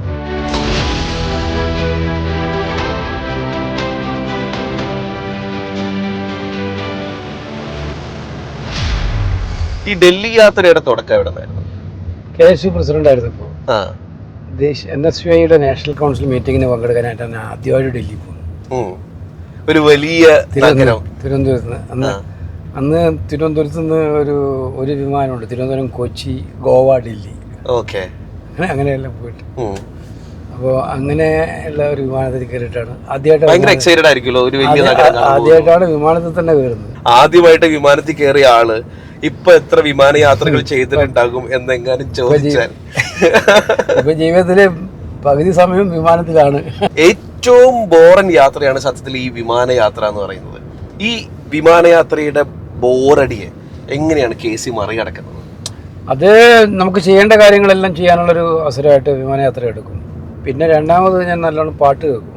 അതിന് സിനിമ മുമ്പ് അധികം കാണാറില്ലായിരുന്നു, പക്ഷെ ഇപ്പൊ സിനിമ കാണുന്നതിന് പച്ചയായിട്ട് പറഞ്ഞാൽ അത് ആവാശം. തിരുവനന്തപുരത്ത് വിമാനം കയറിയിട്ട് ഒരു മണിക്കൂർ പൊങ്ങിയപ്പോ പെട്ടെന്ന് ക്യാപ്റ്റൻ പറയുന്നുണ്ട് റഡാർ സിസ്റ്റം ഫെയിലിയർ ഉണ്ട്, അത് ക്ലൈമറ്റിനെ കൺട്രോൾ ചെയ്യുന്നത്. അതുകൊണ്ട് ലാൻഡ് ചെയ്യാൻ പോവാണ്. ചെന്നൈയിലോട്ട് ഡൈവേർട്ട് ചെയ്തിട്ട് ചെന്നൈയിൽ ലാൻഡ് ചെയ്യും. ഒരു മണിക്കൂർ കഴിഞ്ഞു ലാൻഡ് ചെയ്യാൻ വേണ്ടി സെക്കൻഡുകൾക്ക് മുമ്പ് വീണ്ടും ടേക്ക് ഓഫ് ചെയ്യാണ്. റൺവേയിൽ വേറെ ഒരു എയർക്രാഫ്റ്റ് വീഴുന്നു. പിന്നെ വീണ്ടും 10-15-20 മിനിറ്റ് കറങ്ങിയിട്ട് വീണ്ടും ലാൻഡ് ചെയ്യുമായിരുന്നു ചെയ്തത്. അതിനുശേഷം ഞാൻ വിമാനയാത്ര എന്ന് പറഞ്ഞാൽ ഒരു സിനിമ കണ്ടിട്ട് 2.5 മണിക്കൂർ സിനിമ കണ്ടിട്ട് എൻഗേജിംഗ് ആവും. അപ്രതീക്ഷിത അതിഥിയാണ് നമ്മുടെ മുന്നിൽ. സെലിബ്രിറ്റി. അതെ, സെലിബ്രിറ്റിയാണ്. ശരിക്കും ഗസ്റ്റ് റോൾ ചെയ്യാൻ വേണ്ടിയിട്ട് ഒരാൾ വന്ന പോലെ തന്നെ. ഇംഗ്ലീഷിൽ തകർക്കുന്ന നേതാക്കന്മാർ കുറവാണല്ലോ. അതെ. അപ്പൊ ആ കൂട്ടത്തിൽ നമുക്ക് നമ്മുടെ പരിസരത്തുള്ള ശശി തരൂർ എന്ന് പറയുന്നത് എപ്പോഴൊക്കെയാണ് ശരിക്കും അങ്ങനെ ഒരു ഫ്ലൈറ്റുമായിട്ട് ബന്ധപ്പെട്ടിട്ട് ഏറ്റവും പേടിയുള്ള മൊമെന്റ് അത് തന്നെയാണോ? ഞാൻ പവർ മിനിസ്റ്റർ ആയിരുന്ന കാലം കേദാർനാഥ് ഭാഗത്ത് NTPCയുടെ പ്ലാൻ സന്ദർശിക്കാൻ വേണ്ടി റിവ്യൂ നടത്താൻ വേണ്ടി പോയിരുന്നു. അറിയാലോ, ഹിമാലയൻ മലനിരകളിലൂടെയാണ് ഈ ഹെലികോപ്റ്റർ പോവുക. ടൈമിങ് വളരെ പ്രശ്നമാണ്. ഏത് സമയത്ത് വേണമെങ്കിലും ക്ലൈമറ്റ് ചേഞ്ച് ചെയ്യും. ടേക്ക് ഓഫ് ചെയ്യുമ്പോൾ ആവുന്ന ക്ലൈമറ്റ് ആയിരിക്കത്തില്ല 2 മിനിറ്റ് കഴിഞ്ഞിട്ടുണ്ടാവുന്നത്. അപ്പോൾ NTPCയുടെ തന്നെ ഹെലികോപ്റ്റർ ഉണ്ട്, അതിലാണ് പോണത്, ഇന്ത്യ ഗവൺമെന്റിന്റെ. അതിൽ പോയി അവിടെ ഇറങ്ങി അവിടുത്തെ മീറ്റിംഗ് കഴിഞ്ഞ് 2 മണിക്ക് തിരിച്ചു പോകണം എന്നോട് ക്യാപ്റ്റൻ പറയുന്നത്. 2 മണിയിൽ നിന്ന് 5 മിനിറ്റ് വൈകരുത്, കാരണം നമുക്ക് ക്ലൈമറ്റ് മാറുന്ന സമയമാണത്. പ്ലാന്റിലൊക്കെ വിസിറ്റ് ചെയ്തപ്പോൾ അവിടെ മഴയൊക്കെ ഉണ്ടായിരുന്ന, എൻ്റെ ഇപ്പോൾ ചെളിയൊക്കെ ഉണ്ടായിരുന്നു. മുണ്ട് ഇതൊക്കെ മാറി. അപ്പോൾ എനിക്കൊന്ന് മുണ്ട് ഷർട്ട് മാറണം എന്ന് പറഞ്ഞു. ഞാൻ ഒരു 5 മിനിറ്റ് എടുത്തു. വന്നപ്പോൾ തന്നെ ക്യാപ്റ്റൻ ഇത് പറഞ്ഞു, so sir you are doing wrong thing എന്ന് പറഞ്ഞു. പക്ഷേ ടേക്ക് ഓഫ് ചെയ്യാൻ കുഴപ്പമില്ല. ഇപ്പോൾ 5 മിനിറ്റ് മുമ്പോട്ട് പോയപ്പോൾ വിസിബിലിറ്റി ഇല്ല. അത് എവിടെയാണ് സാധാരണ പ്ലെയിൻ ലാൻഡിൽ ഹെലികോപ്റ്ററാണ് ക്യാപ്റ്റനൊക്കെ കൺട്രോൾ ചെയ്യുന്നത്. ഇത് 2 ഭാഗത്തും മലയല്ലേ, മല ഇടിച്ചു പോയാൽ പിന്നെ അത് പ്രാർത്ഥിച്ചു, ഒറ്റ പ്രാർത്ഥന. ഭാഗ്യത്തിന് ഒരു 30-40 സെക്കൻഡ് കഴിഞ്ഞപ്പോൾ പ്രകാശം കിട്ടി, ഇല്ലാതെ പ്ലെയിനിൽ. അങ്ങനെ ഒരുപാട് അനുഭവങ്ങൾ ഉണ്ടായിട്ടുണ്ട്. നമ്മള് വ്യോമയാന സഹമന്ത്രി കൂടിയായിരുന്നു. പക്ഷെ ഈ ഫ്ലൈറ്റിന് അറിയില്ല നമ്മൾ വ്യോമയാന സഹമന്ത്രി ആയിരുന്നു. ഇപ്പോൾ ഞാൻ ആരംഭിച്ചിരിക്കുന്നത് സിനിമ കാണാന്നുള്ളതാണ്. സന്ദേശം പോലെയുള്ള സിനിമകളൊക്കെ ഇപ്പോഴിരുന്ന് കാണാറുണ്ടോ, അല്ലെങ്കിൽ പൊളിറ്റിക്കൽ ആയിട്ടുള്ള സിനിമകളൊക്കെ ഇരുന്ന് കാണാറുണ്ടോ? ഇഷ്ടം പോലെ. പിന്നെ നമ്മൾ വർത്തമാന കാലത്ത് മമ്മൂട്ടി മോഹൻലാലിന്റെ സിനിമകളും എനിക്കിഷ്ടമാണ്. ഇവരുമായിട്ടുള്ള ഒരു ആത്മബന്ധം എങ്ങനെയാണ്? ഇപ്പൊ ഒരുപാട് പ്രോഗ്രാംസിലൊക്കെ ഒരുമിച്ച് നിങ്ങൾ സ്പെൻഡ് ചെയ്യുന്നുണ്ടല്ലോ. ഇപ്പൊ മമ്മൂക്കിയായിട്ടാണെങ്കിലും ലാലേട്ടനായിട്ടാണെങ്കിലും ഉള്ള ഒരു ആത്മബന്ധം എങ്ങനെയൊക്കെ? എന്നോട് കൂടുതൽ ചാറ്റ് ചെയ്യാറുള്ളത് മമ്മൂട്ടിയാണ്, കൂടുതൽ ഇടപഴകാറുള്ളത് മമ്മൂട്ടിയാണ്. ഞങ്ങൾ തമ്മിൽ ഇടപെടാറുള്ളത്. മോഹൻലാലിനെ കണ്ടാലും അല്ലെ മോഹൻലാലിനോട് എടുത്ത് സംസാരിക്കുന്ന കാര്യത്തിലും വളരെ സൗഹൃദമാണ്. ഇപ്പൊ കർണാടകയിലാണെങ്കിൽ പോലും 2 പ്രബലരായിട്ടുള്ള വ്യക്തിത്വങ്ങൾ, 2 പേരും അങ്ങേയറ്റം പ്രബലരായിട്ടുള്ള 2 വ്യക്തിത്വങ്ങൾ, അവരെ ഏറ്റവും തെരഞ്ഞെടുപ്പിന് ശേഷം ഉള്ള കാര്യത്തിലാണെങ്കിലും ഇപ്പൊ കഴിഞ്ഞ ദിവസങ്ങളിലാണെങ്കിലും ഒക്കെ അനുനയിപ്പിക്കാനായിട്ട് KCയുടെ ഭാഗത്തുനിന്ന് കൃത്യമായിട്ടുള്ള ശ്രമം നടക്കുന്നുണ്ടല്ലോ. എങ്ങനെയാണ് ഇതിന്റെ? അല്ല, അതിനകത്ത് നമ്മൾ ഒറ്റ കാര്യം ചെയ്താൽ മതി. അതിനകത്ത് മാന്ത്രിക വിദ്യ ഒന്നും വേണ്ട. നമ്മൾ ന്യൂട്രലായിരിക്കണം. നമ്മളെ നയിക്കുന്നത് എപ്പോഴും പാർട്ടി ഇൻട്രസ്റ്റ് ആയിരിക്കണം. ഈ 2 കാര്യങ്ങൾ നമ്മൾ നിഷ്കർഷിച്ചാൽ നമുക്ക് തീരുമാനമെടുക്കാൻ പ്രയാസം ഉണ്ടാവില്ല. അപ്പം നമ്മൾ ന്യൂട്രൽ എല്ലാം തോന്നുന്ന ആൾ തന്നെ നമ്മൾ എന്ത് തീരുമാനമെടുത്ത് ശരിയായ തീരുമാനം എടുത്താലും അവർ ചോദ്യം ചെയ്യും. എനിക്ക് ഞാൻ കർണാടകത്തിന് ചുമതലയുള്ള ജനറൽ സെക്രട്ടറി ആയിരുന്നു. അപ്പോൾ കർണാടകത്തിലെ ഏത് നേതാവ് ചോദിച്ചാലും അദ്ദേഹം ഇന്നയാളുടെ പക്ഷത്താണെന്ന് ആരും പറയില്ല. അപ്പോൾ നമ്മൾ തീരുമാനം ബയസ്ഡ് ആണെന്നും പറയില്ല. അപ്പോൾ നമ്മൾ എടുക്കുന്ന തീരുമാനത്തിനും അതിനകത്ത് കൃത്യമായിട്ടുള്ള ഒരു പാർട്ടി സ്പിരിറ്റ് ഉണ്ടാകും. പാർട്ടിക്ക് ഏതാണ് ഗുണം എന്നുണ്ട്. അവർ 2 പേരും പാർട്ടിക്കാരാണ് ബേസിക്കലായിട്ട്. 2 പേരും 2 രീതിയിൽ പാർട്ടിക്ക് ഏറ്റവും വേണ്ടപ്പെട്ടവരാണ്. പ്രതിപക്ഷങ്ങളെ എങ്ങനെ തകർക്കാനുള്ള ചർച്ച നടത്താൻ പറ്റുന്നതാണ് ചില മുഖ്യധാരാ മാധ്യമങ്ങൾ ദേശീയ തലത്തിൽ നോക്കുന്നത്. അപ്പോൾ അതിൻ്റെ ഭാഗമായിട്ട് ഇത് വല്ലാത്ത വഷളാക്കുന്ന സന്ദേശം കൊണ്ടപ്പോഴാണ് നമ്മൾ വിളിച്ചു പറഞ്ഞത്, നിങ്ങൾ തന്നെ തുടങ്ങി വെച്ചതാണ്, ഇത് നിങ്ങൾ തീർക്കണം. അവർ തന്നെ ഭക്ഷണം കഴിക്കാൻ രാവിലെ വിളിച്ചു, പ്രശ്നങ്ങൾ സംസാരിച്ചു. നമ്മളും ഇനിയിപ്പോൾ ഭക്ഷണം കഴിക്കാനായിട്ട് പോവാണ്. നമുക്ക് ഭക്ഷണം കഴിച്ചതിന് ശേഷം ബാക്കി കാര്യങ്ങൾ. ഓക്കെ.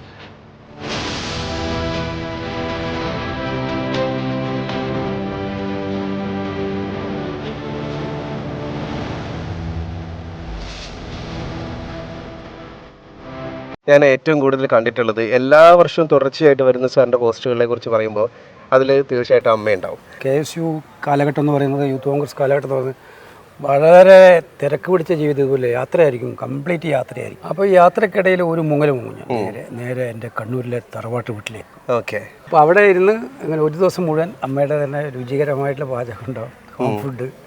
അത് കഴിഞ്ഞ് വേറെ ആരോടും പറഞ്ഞില്ല, ഞാൻ അവിടെ തന്നെ ആ ഒരു ദിവസം കംപ്ലീറ്റ് അവിടെ കിടന്ന് ഉറങ്ങി. പിറ്റേന്ന് രാവിലെ നമ്മൾ ഫ്രഷായി വിടും. അമ്മയെന്ന് പറയുന്നത് പകരം വെക്കാനില്ലാത്ത ഒരു വ്യക്തിത്വമാണ്. അതായത് അച്ഛൻ എഞ്ചിനീയർ ആക്കണം എന്ന് പറഞ്ഞപ്പോഴും കുറച്ചൊക്കെ നമ്മുടെ സപ്പോർട്ട് ചെയ്യാനുണ്ടായിരുന്ന ഒരാളെന്ന് എല്ലാ കാര്യത്തിലും മെൻ്റൽ സപ്പോർട്ടായിട്ട് അമ്മ ഉണ്ടായിരുന്നു, എന്നും ഉണ്ടായിരുന്നു. എൻ്റെ പ്രാർത്ഥനയായിട്ട് നമ്മുടെ ഓരോ പ്രയാസങ്ങളിൽ അമ്മയുടെ സാന്നിധ്യം തിരിച്ചറിഞ്ഞിട്ടുണ്ട്. തീരെ ചെറുപ്പത്തിലൊക്കെ വിദ്യാർത്ഥി രാഷ്ട്രീയത്തിലേക്ക് ഇറങ്ങുന്ന സമയത്ത് ഒരു ചുവന്ന മണ്ണാണ്.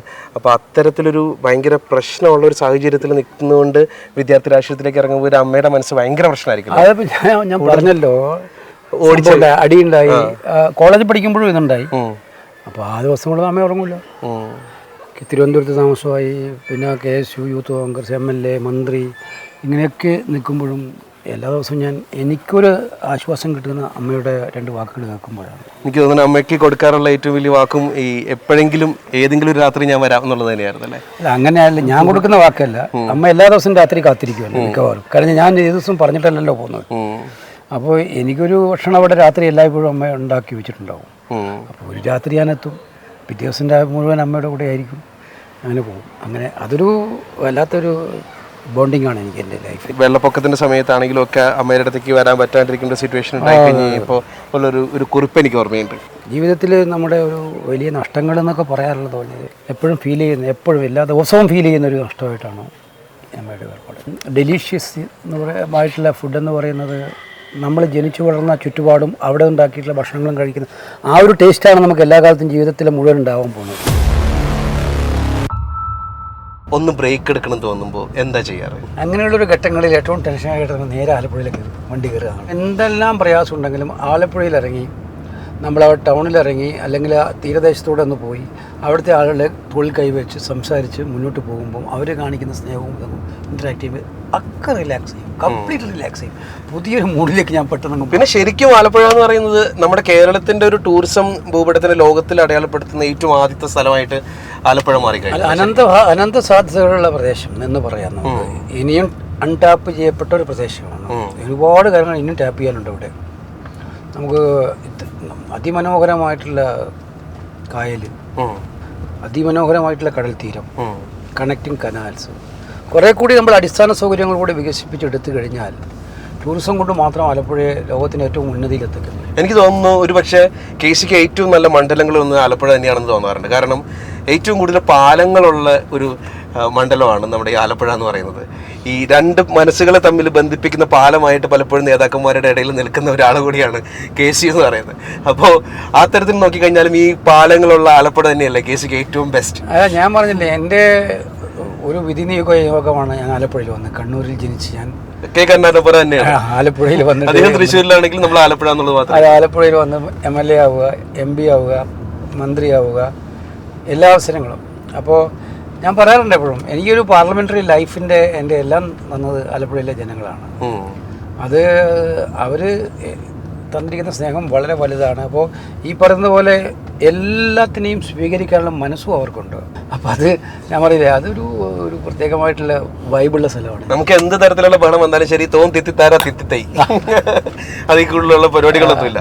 വള്ളംകളിയുടെ കാര്യം പറയുകയാണെങ്കിൽ അവിടുത്തെ പവലിയൻ വലുതാക്കുന്നതിലൊക്കെ ഒരു സമയത്ത് ഒരു പ്രധാനപ്പെട്ട പങ്ക് വഹിച്ചു. അല്ല, വള്ളംകളി ഞാൻ എൻ്റെ അവിടെ MLA ആയ കാലം തൊട്ട് വള്ളംകളിയുമായി ബന്ധപ്പെട്ട എല്ലാ കാര്യങ്ങളിലും എൻ്റെ ഒരു പരിശ്രമങ്ങളും ഇടപെടലുകളും ഉണ്ടായിട്ടുണ്ട്. എല്ലാവരുടെയും സഹായത്തോടു കൂടി തന്നെയാണ് മുന്നോട്ട് പോകുന്നത്. എങ്കിലും നമ്മുടേതായിട്ടുള്ള നല്ല ഇടപെടലുകൾ അവിടെ ഉണ്ടായിട്ടുണ്ട്. അത് ഇനിയും മുന്നോട്ട് പോകാനുണ്ട് ഒരുപാട്. അന്താരാഷ്ട്ര നിലവാരത്തിലേക്ക് കുറേ കൂടി മുന്നോട്ട് പോകണമെന്നാണ് നമ്മൾ ആഗ്രഹിക്കുന്നത്. അത് അതിൻ്റെ പിന്നിലെ മനുഷ്യാധ്വാനം ഉയർത്തി കാണിക്കുന്നുണ്ട്. വള്ളം കളിയെ നമ്മൾ കാണാറുള്ളൂ. അതിൻ്റെ ഒരു ആകർഷകമായ മുഖമാണ് ഈ വള്ളം തുഴഞ്ഞു പോകുന്ന വിഷ്വൽസ് നമ്മുടെ മുന്നിലുള്ളത്. പക്ഷേ ഇതിന് മാസങ്ങളോളം നീണ്ടു നിൽക്കുന്ന പരിശീലനത്തോടെ ആ തുഴച്ചിൽക്കാരെടുക്കുന്ന ഒരു സ്ട്രെയിൻ ഉണ്ടല്ലോ. ടൂറിസം മന്ത്രിയായിരുന്ന സമയത്ത് ആലപ്പുഴയ്ക്ക് വേണ്ടിയിട്ടുള്ള ഒരു പ്രത്യേക സംഭവങ്ങൾ എന്തൊക്കെയായിരുന്നു? ഞാൻ ആകെ 18 മാസക്കാലാണ് കേരളത്തിൽ മന്ത്രിയാകാൻ എനിക്ക് പറ്റിയത്. നിങ്ങൾക്ക് അന്വേഷിച്ചറിയാം, അന്ന് കേരളത്തിൽ കാസർഗോഡ് മുതൽ തിരുവനന്തപുരം വരെ നല്ല ലാൻഡ്മാർക്ക് പ്രോജക്റ്റുകൾ നമുക്ക് നടപ്പിലാക്കാൻ കഴിഞ്ഞിട്ടുണ്ട്. ഇന്ന് കാണുന്ന പോലെ ഇപ്പം മലപ്പുറത്ത് പോയ കോട്ടക്കുന്ന് എന്ന് പറയുന്ന മനോഹരമായിട്ടുള്ള ഒരു നമ്മൾ ഡെവലപ്പ് ചെയ്തത്. പയ്യന്നൂർ ഗാന്ധി മൈതാനം എന്ന് പറയുന്ന സ്ഥലത്ത് ഗാന്ധി സ്ക്വയർ ആയിട്ടുള്ള ഒരു കണ്ണൂരിലെ കണ്ണൂർ ടൗൺ സ്ക്വയർ. ഇങ്ങനെ ഓരോ ടൗണിലും കേരളത്തിൻ്റെ 14 ജില്ലകളിലും ഒരു ലാൻഡ്മാർക്ക് സംരംഭം നമ്മൾ തുടങ്ങിയിട്ടുണ്ട്. ബീച്ച് മുഴപ്പിലങ്ങാടാണ്, നിങ്ങളെ മനസ്സിൽ പോയിട്ടുണ്ടോ എനിക്കല്ല, drive-in beach, one of the best drive-in beach. അപ്പോൾ ഈ സാധ്യതകളെല്ലാം ആ 18 മാസക്കാലം കൊണ്ട് തുടങ്ങി പൂർത്തീകരിച്ച് പദ്ധതികൾ റെക്കോർഡിട്ടൊരു കാലം. ആലപ്പുഴയ്ക്ക് വേണ്ടിയിട്ട് നിങ്ങൾക്കറിയാം, ആ ഒരു കാലത്ത് ആ കനാൽ ബ്യൂട്ടിഫിക്കേഷൻ എന്ന് പറഞ്ഞ പ്രോജക്റ്റ് നമ്മൾ ആ ഒരു 4-5 മാസക്കാലം ആലപ്പുഴ കണ്ടാൽ നമുക്ക് മനസ്സിലാവില്ല ഇത് വെനീസ് ആണോ തോന്നിപ്പോകും. ആ പഴയ വിഷ്വൽസ് എടുത്ത് നോക്കിയാൽ അറിയാം. പിന്നീട് വീണ്ടും പോളകളൊക്കെ വന്ന് നിറഞ്ഞ് അത് മോശമായി. അപ്പോൾ ആലപ്പുഴയുടെ കായൽ തീരങ്ങളെയും കടൽ തീരങ്ങളെയും ഭംഗിയാക്കുന്നതിനും ഹൗസ് ബോട്ട് ടെർമിനൽ പോലെയുള്ള സ്ഥാപനിക്കുന്നതിനും ഒക്കെ തന്നെ ആ കാലഘട്ടത്തിൽ വളരെ വളരെ നല്ല സംഭാവനകൾ നൽകാൻ പറ്റിയിട്ടുണ്ട്. നല്ലൊരു ബജറ്റ്, സ്റ്റേറ്റ് ബജറ്റിൻ്റെ നല്ലൊരു എമൗണ്ട് കേന്ദ്ര ഗവൺമെൻറ് സഹായവും നമുക്കതിന് കിട്ടിയിട്ടുണ്ട് ആ കാലത്ത്. ഇപ്പോൾ മിനിസ്റ്ററായിരുന്ന മറ്റൊരു വകുപ്പ് എന്ന് പറയുന്നത് ദേവസ്വമാണ്. ദേവസ്വവുമായിട്ട് ബന്ധപ്പെട്ടുള്ള വാർത്തകളാണ് ഇപ്പോൾ നിരന്തരമായിട്ട് നമ്മൾ കേട്ടുകൊണ്ടിരിക്കുന്നത് മുഴുവനും. ഇപ്പോൾ ഒരു മുൻ ദേവസ്വം മന്ത്രി എന്നുള്ള നിലയ്ക്ക് ഇന്നത്തെ വാർത്തകളോടുള്ള ഒരു സമീപനം എങ്ങനെയാണ് അതിനോടുള്ള ഒരു പ്രതികരണം? ഒരു 18 തവണയെങ്കിലും ഞാൻ ആ സീസൺ കാലത്ത് മല കയറുമായിരുന്നു. ഒരുപാട് വകുപ്പുകളുടെ കോർഡിനേഷൻ വേണം. അത് ദേവസ്വം ബോർഡിന് മാത്രം കഴിയില്ല, ഗവൺമെൻറ്റിൻ്റെ പ്രതിനിധി ഉണ്ടെങ്കിലേ കഴിയത്തുള്ളൂ. ആ രീതിയിൽ പിന്നെ ഏറ്റവും നിർണായകം, എൻ്റെ ജീവിതത്തിലെ ഏറ്റവും വലിയ ഒരു നേട്ടമായിട്ട് ഞാൻ കണക്കാക്കുന്ന അന്നാണ് ശബരിമലക്ക് വികസനത്തിന് വേണ്ടിയിട്ടുള്ള വനഭൂമി കേന്ദ്ര സർക്കാർ നമുക്ക് കിട്ടിയത്. അന്ന് പ്രധാനമന്ത്രിയായിരുന്ന ഡോക്ടർ മൻമോഹൻ സിംഗ് കേരളത്തിൽ വന്ന സമയത്ത് നമ്മുടെ കൊച്ചിയിൽ ഇപ്പോഴും എനിക്ക് ഓർമ്മ ടാച്ചിൽ പിന്നെ പ്രത്യേകമായ ക്യാബിനറ്റ് യോഗം കൂടി, അതിൽ പ്രധാനമന്ത്രി കൂടെ പങ്കെടുത്തിട്ട് ക്യാബിനറ്റ് 1.5 അംഗം ആവശ്യപ്പെട്ടതിൻ്റെ അടിസ്ഥാനത്തിൽ മുഖ്യമന്ത്രി ഉമ്മൻചാണ്ടിയാണ്. അത് വളരെ ബുദ്ധിമുട്ടുള്ള കാര്യമായിരുന്നു. ടൈഗർ റിസർവാണത്. അത് സുപ്രീം കോടതി നിയോഗിച്ച ഒരു എംബോർഡ് കമ്മിറ്റിയുടെ അനുവാദം ഉണ്ടെങ്കിൽ മാത്രമേ ടൈറസിലെ ഭൂമി കൊടുക്കാൻ പറ്റുള്ളൂ. കേന്ദ്ര സർക്കാർ വിചാരിച്ചാൽ പറ്റില്ല. അങ്ങനെയുള്ള ആ കാര്യത്തിൽ ഇടപെട്ട് പ്രൈം മിനിസ്റ്റർ അത് അനുവദിച്ചു വന്നു, നമുക്ക് കേന്ദ്രം അനുവദിച്ചു വന്നു. അപ്പോൾ അതിൻ്റെ ഒരു വലിയ നേട്ടം ആ കാലത്തുണ്ടായി. അതിൻ്റെ വികസന പ്രവർത്തനങ്ങൾ, അതിൻ്റെ മാസ്റ്റർ പ്ലാനാണ് പിന്നീടൊക്കെ ഡെവലപ്പ് ചെയ്ത് ക്യൂ കോംപ്ലക്സ് ഒക്കെ വന്നത്. അവിടെ മുൻനിരയിൽ നിൽക്കുന്ന അല്ലെങ്കിൽ ഇപ്പോൾ ദേവസ്വം മന്ത്രി ഉൾപ്പെടെയുള്ള ആളുകൾ അവരറിയാതെ ഇത്തരത്തിലുള്ള ഒരു പ്രശ്നം നടക്കും തോന്നണം. അല്ല, എനിക്ക് തോന്നുന്നില്ല. ഞങ്ങളുടെ സിസ്റ്റമല്ല ഇപ്പം ഭരിക്കുന്ന CPM പാർട്ടിയുടെ സിസ്റ്റം. അവരുടെ പാർട്ടിയാണ് എല്ലാം തീരുമാനിക്കുന്നത്. പാർട്ടി നിയോഗിക്കുന്ന ഉദ്യോഗസ്ഥന്മാർക്കോ അല്ലെങ്കിൽ അതിൻ്റെ ചുമതലക്കാരായി മാറുന്ന പാർട്ടിക്കാർക്കോ ഒരു നിയന്ത്രണവുമില്ല. എല്ലാം പാർട്ടി നിയന്ത്രണമാണ്. ദേവസ്വം ബോർഡ് പ്രസിഡന്റിന് പാർട്ടി അറിയാതെ ഒന്നും ചെയ്യാൻ പറ്റില്ല. അപ്പോൾ അവിടെ നടക്കുന്ന കാര്യങ്ങൾ ഗവൺമെൻറ് അറിയില്ല എന്ന് പറയുന്നത് വെറുതെ പറയുന്നതാണ്. ഇപ്പോൾ നമ്മുടെ ദേശീയ രാഷ്ട്രീയത്തിലേക്ക് വരികയാണെങ്കിൽ അപ്പുറത്തും മോദിയാണ്. മോദിയുടേതൊരു ക്രൗര്യതയാണ് എന്നാണ് ഒരു ഭൂരിപക്ഷ അഭിപ്രായം, അല്ലെങ്കിൽ ഭയങ്കര അഗ്രസീവായിട്ടുള്ളൊരു ഒരു രീതിയാണെന്നുള്ളതാണ് അഭിപ്രായം. ഇപ്പുറത്ത് നമ്മൾ മറ്റൊരു രീതിയാണ് എപ്പോഴും രാഹുൽ ഗാന്ധിയുടേതെന്ന് പറയുന്നത് വളരെ മയപ്പെടുത്തിയുള്ള വളരെ മിതത്വമുള്ള ഒരു രീതിയാണ്. ഇത് പരസ്പരം നമ്മൾ കൂട്ടിച്ചേർത്ത് വായിക്കും. ഒറ്റ വാച്ചിൽ പറഞ്ഞാൽ നേതാവ് പറയുന്നൊരു വാചകമുണ്ട്, വിദ്വേഷത്തിൻ്റെ ചന്തയിൽ സ്നേഹത്തിൻ്റെ കടകൾ തുറക്കുക എന്നുള്ളതാണ് നമ്മുടെ ദൗത്യം. വിദ്വേഷത്തിൻ്റെ ചന്തകളാണ് മൂടി നിറക്കുന്നത് എല്ലായിടത്തും. മനുഷ്യരെ തമ്മിലടിപ്പിക്കേണ്ടതല്ല ഗവൺമെൻറ്റിൻ്റെ ഉത്തരവാദിത്വം. സർക്കാർ വരുന്നത് ഭൂരിപക്ഷത്തിൻ്റെ അടിസ്ഥാനത്തിലായിരിക്കും. ജനാധിപത്യത്തിൽ ഭൂരിപക്ഷം ഘടകമാണ്. പക്ഷെ വന്നു കഴിഞ്ഞാൽ എല്ലാ വിഭാഗം ജനങ്ങളോടും നീതി കാണിക്കുക, സ്നേഹം കാണിക്കുക എന്നുള്ളത് ഇന്നിപ്പം കാണുന്നതാണ് ടാർഗറ്റഡ് ആയിട്ടുള്ള ആക്രമണങ്ങളാണ്. അത് ചില സമുദായങ്ങളെ, ചില സമൂഹങ്ങളെ ടാർഗറ്റ് ചെയ്ത്, അത് എന്തിനാണ് മറ്റൊരു സമുദായത്തോട് സ്നേഹമുള്ളതുകൊണ്ടല്ല, മറിച്ച് അത് തിരഞ്ഞെടുപ്പിന് ഉപയോഗിക്കത്തക്കവണ്ണം വിദ്വേഷം നിലനിർത്തുക എന്നുള്ളതാണ്. ഇപ്പം ഹിന്ദു മുസ്ലിം, ഹിന്ദു ക്രിസ്ത്യൻ, മുസ്ലിം ക്രിസ്ത്യൻ എന്നൊക്കെ പറഞ്ഞ് ആളുകളുടെ വിദ്വേഷം പകയും നിലനിർത്തിയാൽ മാത്രമേ തങ്ങളുടെ പാർട്ടിക്ക് രക്ഷയുള്ളൂ എന്ന് കണ്ടിട്ട് ആ വിദ്വേഷം വർദ്ധിപ്പിക്കാനുള്ള പണികളാണ് അവരെല്ലായിടത്തും നടത്തുന്നത്. ഭാരത് ജോഡോ യാത്രയോട് കൂടിയിട്ടാണ് രാഹുൽ ഗാന്ധിയുടെ മറ്റൊരു മുഖം ആളുകൾ കൃത്യമായിട്ടും ഇന്ത്യ മുഴുവൻ പ്ലേസ്ഡ് ആയതെന്ന് തന്നെ പറയാം. എത്രമാത്രം വലിയൊരു എഫേർട്ടായിരുന്നു ശരിക്കും KCയുടെ. ഭാരത് ജോഡോ യാത്ര ഇന്ത്യയിലെ രാഷ്ട്രീയ ചരിത്രത്തിലൊരു ഇതിഹാസമാണ്. ആരും നടത്തിയിട്ടില്ല ഇതുപോലൊരു യാത്ര. ചില യാത്രകൾ നടത്തിയിട്ടുണ്ട്, ഇല്ലെന്ന് ഞാൻ പറയുന്നത്. പക്ഷേ കന്യാകുമാരി മുതൽ കാശ്മീർ വരെ ഒരു സ്ട്രെച്ചിൽ 4200 കിലോമീറ്ററുകൾ കാൽനടയായി യാത്ര ചെയ്യുക എന്നുള്ള ഒരു ബൃഹത്തായിട്ടുള്ള ഐതിഹാസിക പരിപാടി. അതിനിടയിൽ 10,000-കണക്കിന് ആളുകളുമായിട്ട് ഇൻട്രാക്ട് ചെയ്യുക, അവരുമായിട്ട് സംവേദിക്കുക. സത്യത്തിൽ എന്തുമാത്രം തെറ്റായ കാര്യമാണ് ഈ പ്രചരിപ്പിക്കുന്നതെന്ന് ഒരു സെക്കൻഡ് രാഹുൽ ഗാന്ധിയോട് സംസാരിച്ച ആൾക്ക് ബോധ്യപ്പെടും. അവിടെയാണ് ഞങ്ങളുടെ വിജയം, ഭാരത് ജോഡോ യാത്രയുടെ വിജയം. അങ്ങനെ ഉണ്ടാക്കിയ ഒരു ഇമേജിനെയാണ് ഈ യാത്രയോടെ ഞങ്ങൾ തകർത്ത് കളഞ്ഞത്. കാരണം ഇൻട്രാക്ട് ചെയ്ത 10,000-കണക്കിന് ആളുകൾ ഇൻട്രാക്ട് ചെയ്ത് കഴിഞ്ഞ് തിരിച്ചു വരുമ്പോൾ ഇയാളെത്ര സിമ്പിളാണ്, ഇയാളെത്ര നോളജബിളാണ്, ഇയാൾക്ക് അറിയാത്ത കാര്യങ്ങളൊന്നുമില്ലല്ലോ. ഏത് വിഷയം എടുത്താലും ആ വിഷയത്തിന് അദ്ദേഹത്തിന് മറുപടി ഉണ്ടല്ലോ, അദ്ദേഹം അത് നന്നായിട്ട് പഠിച്ചിട്ടുണ്ടല്ലോ. അത് ഫിലോസഫി ആണെങ്കിൽ ഫിലോസഫി, റിലീജിയൻ ആണെങ്കിൽ റിലീജിയൻ, അത് ടെക്നോളജി ആണെങ്കിൽ ടെക്നോളജി, വാഹനങ്ങളുടെ കാര്യമാണെങ്കിൽ വാഹനങ്ങളുടെ കാര്യം, ഏത് കാര്യം എടുത്ത് നോക്കിയോ ആ ഒരു കാര്യത്തിൽ എല്ലാത്തിലും അദ്ദേഹത്തിന് അറിവുണ്ട്, അദ്ദേഹം മനസ്സിലാക്കിയിട്ടുണ്ട്, അദ്ദേഹത്തിൻ്റെതായ കാഴ്ചപ്പാടുകളുണ്ട്. അതുപോലെ തന്നെ അദ്ദേഹത്തിൻ്റെ സിംപ്ലിസിറ്റിയും ഹ്യൂമിനിറ്റിയും ഒന്നിച്ച് ചേർത്ത് നിർത്താനുള്ള ഒരു മനസ്സും. ഒരുപാട് പ്രതിസന്ധികൾ നേരിട്ടാണ്. കാരണം എന്ന് വെച്ചാൽ പിന്നെ നല്ല ചൂടുകാലത്താണ് തുടങ്ങിയത് കേരളത്തിൽ, പിന്നെ മഴയായി, പിന്നെ തണുപ്പായി, മഞ്ഞായി. കാശ്മീരിലെത്തിയപ്പോൾ മഞ്ഞു മലകളുടെ ഇടയിലാണ് ഈ ഡിഫറൻറ്റ് കാലാവസ്ഥയിൽ ഡിഫറൻറ്റ് അവസ്ഥയിൽ യാത്ര ചെയ്തുകൊണ്ടിരിക്കുക. പിന്നെ രാഹുൽ ഗാന്ധി നടക്കുന്ന യാത്രയാണ്. ദിവസം ഞങ്ങൾക്ക് അന്നുണ്ടായിരുന്ന എല്ലാവരും പറഞ്ഞെന്താണ്, ഇത് കേരളത്തിൽ കുറച്ച് വിജയിക്കും കോൺഗ്രസ് ഒക്കെ ഉള്ളതുകൊണ്ട്, കേരളം വിട്ട ഈ യാത്രയിൽ ആരും കാണാനുണ്ടാവില്ല. അപ്പോൾ ഓരോ പോയിന്റിലേക്കും നമ്മൾ മുൻകൂട്ടി പോയി അവിടെ അറേഞ്ച്മെൻറ്റ് നടത്തും. ഇപ്പം മറ്റന്നാൾ യാത്ര വരുന്നിടത്ത് ഇന്ന് പോയിട്ട് നേരിട്ട് പോയിട്ട് നടക്കുന്നതോടൊപ്പം തന്നെ അവിടെ പോയി നമുക്ക് തയ്യാറെടുപ്പ് നടത്തണം. ഇത്രയും വലിയ പാരഫെർണലി ഉണ്ടാക്കണം. ഇത്രയും വരുന്ന യാത്രക്കാർക്ക് താമസ സൗകര്യം, അവർക്ക് ഭക്ഷണം, അവരുടെ മറ്റു കാര്യങ്ങളെല്ലാം നോക്കണം. ഞങ്ങളുടെ ആയി പോകുന്ന കണ്ടെയ്നറൊക്കെ പാർക്ക് ചെയ്യാൻ വേണം. രാത്രി കിടന്നുറങ്ങുന്ന അവിടെ തന്നെയാണ്, ആ വണ്ടിയിൽ തന്നെയാണ് ഇത്. അപ്പോൾ അതിനുള്ള വലിയ വലിയ നിരയുണ്ട്. ഞങ്ങൾക്ക് സഹായിക്കാനൊരു ടീമുണ്ടായിരുന്നു. പക്ഷേ ഇതിൻ്റെയൊക്കെ പൊളിറ്റിക്കൽ കോർഡിനേഷൻ എന്ന് പറയുന്നതിനകത്ത് വലിയ ഉത്തരവാദിത്തമായിരുന്നു.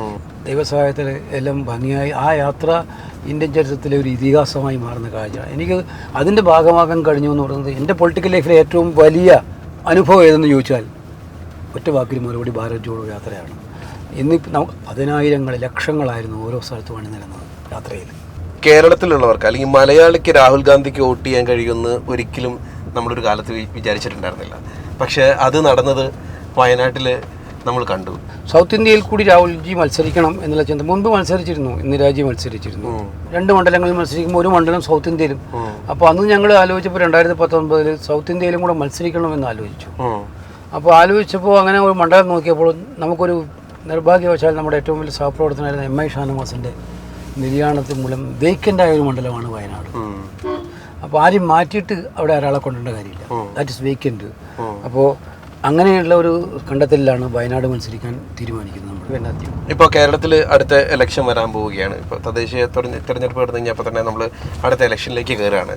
ഈ പ്രാവശ്യത്തെ ഒരു കോൺഗ്രസിൻ്റെ ഒരു പ്രതീക്ഷയെ കുറിച്ചിട്ട് പങ്കുവയ്ക്കുകയാണെങ്കിൽ കോൺഗ്രസ് നല്ല ഭൂരിപക്ഷത്തോടെ മന്ത്രിസഭ ഉണ്ടാക്കും. ഇപ്പോൾ നമ്മുടെ കേരളത്തിലെ സാഹചര്യത്തിലേക്ക് വരികയാണെങ്കിൽ ഒരു മുഖ്യമന്ത്രി സ്ഥാനാർത്ഥിയെ ഉയർത്തി കാണിക്കാനുള്ള സാധ്യത ഇപ്പോഴും നിലനിൽക്കുന്നുണ്ടോ, അതോ രാഷ്ട്രീയത്തിലെ ഞങ്ങൾ മുഖ്യമന്ത്രി സ്ഥാനാർത്ഥിയെ ഉയർത്തി കാണിക്കാറില്ല? നമുക്ക് പ്രതീക്ഷിക്കാമോ നമുക്ക് KC വേണുഗോപാൽ മുഖ്യമന്ത്രി? അങ്ങനെ പ്രതീക്ഷിക്കണ്ടായി. കാരണം ഞാൻ നിൽക്കുന്നത് എൻ്റെ പാർട്ടിയെ ജയിപ്പിക്കുക, UDFിൻ്റെ നേതൃത്വത്തിലുള്ള ഒരു കോൺഗ്രസ് മുഖ്യമന്ത്രിയെ ഉണ്ടാക്കാൻ വേണ്ടി അഹോരാത്രം പണിയെടുക്കുക എന്നുള്ളതാണ് എൻ്റെ ദൗത്യം. ഞാൻ മുഖ്യമന്ത്രിയാകാൻ വേണ്ടി സ്വയം ഇറങ്ങിത്തിരിക്കുക എന്നുള്ളതല്ല എൻ്റെ ദൗത്യം. എൻ്റെ ദൗത്യം വളരെ ക്ലിയറാണ്. എൻ്റെ പാർട്ടിയെ, എൻ്റെ മുന്നണിയെ അധികാരത്തിൽ കൊണ്ടുവരിക, അവിടെ ഒരു മുഖ്യമന്ത്രിയെ ഉണ്ടാക്കുക എന്നുള്ളതാണ്. ഞാൻ അല്ലെങ്കിലും കേരളത്തിൽ വരാറുണ്ട്. പക്ഷെ ഇപ്പോൾ ഈ ഇലക്ഷൻ, ഇപ്പോൾ തിരഞ്ഞെടുപ്പല്ലേ, നാട്ടിലെ പഞ്ചായത്തിലെ മെമ്പർമാരും വാർഡ് മെമ്പർമാരും ബ്ലോക്ക് മെമ്പർമാരും ജില്ലാ പഞ്ചായത്തിലേക്കും അതുപോലെ മുനിസിപ്പൽ കോർപ്പറേഷനിലൊക്കെ മത്സരിക്കുമ്പോൾ അവരുടെ ഇലക്ഷനിൽ നമ്മളതിൻ്റെ ഒരു ഭാഗവാക്കാവുക എന്ന് പറയുന്നത് ഈ സംസ്ഥാനത്തുള്ളൊരു കോൺഗ്രസ്സുകാരൻ എന്നുള്ള എൻ്റെ ചുമതലയല്ലേ. അപ്പോൾ ഈ കാലഘട്ടത്തിൽ കുറച്ച് കൂടുതൽ സമയം ചിലവഴിക്കേണ്ടി വരും. അത് ഒരു സ്വാഭാവികമായിട്ടുള്ള കാര്യമാണ്. അതിലൊരു വേറെ അജണ്ട ഇല്ല. ഇപ്പം കേരള രാഷ്ട്രീയത്തിലാണെങ്കിൽ വേണുഗോപാലിനെ കുറിച്ചിട്ട് ആളുകൾ പലതരത്തിലുള്ള സംസാരങ്ങളാണ്. ഏറ്റവും ലാസ്റ്റ് കേട്ടത് ട്രോജൻ കുതിര എന്നുള്ളതാണ്. ഇത്തരം വിമർശനങ്ങളെ എങ്ങനെയാണ് നേരിടുന്നത്? ഇത്തരം പറയുന്നതൊക്കെ തന്നെ ആരോപണത്തിന് വേണ്ടി പറയുന്നതാണെന്ന് ആർക്കും അറിയാത്തത്. അത് പുച്ഛിച്ച് തള്ളുക, ചിരിച്ചു തള്ളുക. പുച്ഛിക്കുന്നതിനേക്കാൾ ചിരിച്ചു തള്ളുക, അതിന് അത്രേ വില കൊടുക്കേണ്ട കാര്യമുള്ളൂ. അതൊക്കെ ഈ തൂവൽ അവർക്ക് വരുന്നതുകൊണ്ട് അത് പേടിച്ചിട്ട് മുൻകൂർ ജാമ്യം നേടാനുള്ള ശ്രമമാണ് ഇങ്ങോട്ട് തട്ടുന്നത് ആ പന്ത്. സാധാരണ ഈ പാൻ ഇന്ത്യൻ സ്റ്റാർ എന്നൊക്കെ പറയും, നമ്മൾ സിനിമയിൽ മാത്രം ഉപയോഗിക്കുന്ന ഇതാണ്. ഇത് ഒരേ സമയം ഒരു അലങ്കാരവുമാണ്, അതേസമയം ഒരു വലിയ മുൾക്കിരീടമാണ്. കാരണം കേരളത്തിലെ മാത്രം കാര്യങ്ങളിലല്ല, ബീഹാറിൽ തോറ്റാലും ഒറീസയിൽ തോറ്റാലും ആസാമിൽ തോറ്റാലും ഒക്കെ ഉത്തരം പറയേണ്ട ഒരാളായിട്ട് KC മാറുന്നു. സംഘടനാപരമായ ഉത്തരവാദിത്വത്തിന്റെ ഫലമാണ്. കാത്തിരിക്കുകയാണ് എവിടെയെങ്കിലും തോക്കാനായിട്ട്. അപ്പോൾ ഇയാളെ ഒന്ന് കുറ്റപ്പെടുത്താലോ. ബീഹാറിലെ ഇലക്ഷൻ RJD അല്ലേ നയിക്കുന്നത്. കോൺഗ്രസ് മത്സരിക്കുന്ന 55 സീറ്റിൽ, RJD മത്സരിക്കുന്ന 150 സീറ്റിൽ. 0.6% വോട്ടാണ്. കമ്മ്യൂണിസ്റ്റ് പാർട്ടികൾ എല്ലാം കൂടെ എടുത്താൽ 1% വോട്ട് പോലും ഇല്ല. എല്ലാവരും കൂടെ എടുത്താൽ അവർ 35 സീറ്റിൽ മത്സരിച്ചിട്ടുണ്ട്. അവിടെ കോൺഗ്രസ് 55 സീറ്റ് മത്സരിക്കുമ്പോൾ 6 മാസം മുമ്പേ തന്നെ വലിയ മുന്നൊരുക്കങ്ങളാണ് ബീഹാർ ഇലക്ഷൻ നമ്മൾ നടത്തിയത്. അവിടെ നടന്നത് എന്താണ്? കഴിഞ്ഞ ദിവസം ധ്രുവാട്ടി, നിങ്ങൾക്കറിയാലോ ധ്രുവാട്ടി, വീഡിയോ ഉണ്ടൊക്കെ. അദ്ദേഹം തെളിവുകളടക്കം കൊണ്ടുവന്ന് പറഞ്ഞില്ലേ, തിരഞ്ഞെടുപ്പ് ഹൈജാക്ക് ചെയ്തതാണ്, അട്ടിമറിച്ചതാണ്, റിഗ്ഗിംഗ് ആണ് നടന്നിരിക്കുന്നത്. എല്ലാ മാനദണ്ഡങ്ങളെയും കാറ്റിൽ പറത്തിയിട്ട്. ഇത് അയാൾ മാത്രമല്ല, അവിടെ പോയ എല്ലാവർക്കും അറിയാം ബീഹാറിൽ നടന്നത് ഇതാണെന്ന്. ഒരു കോൺഗ്രസിന് ഒരു സ്മേവിലാസം പോലും ഉണ്ടാവില്ല പറഞ്ഞിടത്തല്ലേ ലോക്സഭയിൽ 101 അംഗങ്ങളുമായിട്ട് കോൺഗ്രസ് വന്നത്. തെലങ്കാനയിലും കർണാടകത്തിലും ജയിച്ചല്ലോ. അപ്പോൾ ജയത്തിൻ്റെ ഉത്തരവാദിത്വം ക്രെഡിറ്റൊന്നും ആരും എനിക്ക് തരാം, എനിക്ക് വേണ്ടെന്നാണ്. അത് എൻ്റെ ക്രെഡിറ്റായിട്ട് ഞാൻ അവകാശപ്പെടുന്നുമില്ല. പക്ഷെ തോൽവി ഉണ്ടാകുമ്പോൾ തിരഞ്ഞു പിടിച്ചിട്ട് ആക്രമിക്കുക, വിമർശിക്കുന്നതിൽ ഒരു തെറ്റുമില്ല. അതൊരു ഡിസൈനാണ്. അത് പെർമനൻ്റായി സെറ്റ് ചെയ്തിരിക്കുന്ന ഒരു ഡിസൈനാണ്. അത് ഇയാളെ ആക്രമിക്കണം, ഏത് വിധനെയും ആക്രമിക്കണം എന്ന് പറഞ്ഞിട്ടുള്ള ഡിസൈൻ. അത് അവർക്ക് മനസ്സിന് സന്തോഷം ഉണ്ടാവുന്നെങ്കിൽ, അല്ലെങ്കിൽ ഏതെങ്കിലും പദ്ധതിയുടെ ഭാഗമായിട്ട് അവർക്ക് എന്തെങ്കിലും കിട്ടുന്നുണ്ട്, അവർ കിട്ടിക്കോട്ടെ. ഞാനിതിപ്പോൾ പറയാൻ പറ്റും. എനിക്ക് ഇതിനൊന്നും എന്നെ ബാധിക്കില്ല എന്ന് പറയുന്ന കാര്യം. ഒരു സ്ഥാനത്തോടും താങ്കൾ നേരത്തെ ചോദിച്ചല്ലോ മുഖ്യമന്ത്രി ആകണമെന്നുള്ളത്. ഈ ഒരു സ്ഥാനത്തോടും അമിതമായ സ്നേഹമോ ആർത്തിയോ ഒന്നുമുള്ള ആളല്ല ഞാൻ. ഞാനൊരു സാധാരണ പ്രവർത്തകനായിട്ട് ഇത്രയും വരെ എത്തി. എൻ്റെ പാർട്ടി എന്നെ അംഗീകരിച്ചു. I am happy with. എനിക്ക് തോന്നുന്നു കറക്റ്റ് സമയത്ത് തന്നെയാണ് നമ്മൾ ക്യാമറ അങ്ങോട്ടൊന്ന് തിരിച്ചു കഴിഞ്ഞാൽ KC വേണുഗോപാലിനെ കാത്തിരിക്കുന്ന ഒരു വലിയ ജനക്കൂട്ടം ഇപ്പോൾ നമ്മുടെ മുമ്പിലുണ്ട്. സ്വർണം ചമ്പാക്കി മാറ്റിക്കൊണ്ടിരിക്കുമായിരുന്നു. ഹൈക്കോടതി ഇടപെട്ടില്ലായിരുന്നെങ്കിൽ ഈ അറസ്റ്റ് നടക്കില്ലായിരുന്നു. ഇനിയും അറസ്റ്റുകൾ നടക്കും, ഇനിയും കുറ്റവാളികൾ പുറത്തു വരും. പക്ഷേ ഈ കൊണ്ടുപോയ സ്വർണം കൂടി തിരിച്ചു കൊണ്ടുവരണം. ഇതാണ് ആളുകൾ ആവശ്യപ്പെടുന്നത്.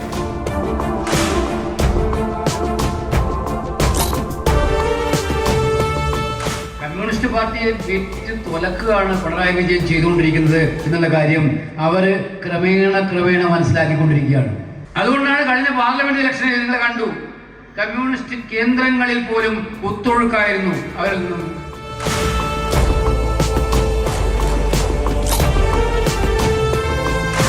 നമ്മുടെ നാട്ടിലെ പിഞ്ചു കുട്ടികളുടെ മനസ്സിനകത്തേക്ക് വർഗീയ വിഷം വമിപ്പിക്കാൻ, നമ്മുടെ ചരിത്രത്തെ വളച്ചൊടിച്ചുകൊണ്ട് ചരിത്രത്തെ മാറ്റുന്നതിന് വേണ്ടിയുള്ള ശ്രമങ്ങളാണ് PMC പദ്ധതിയിൽ അവർ നടപ്പിലാക്കുന്നത്.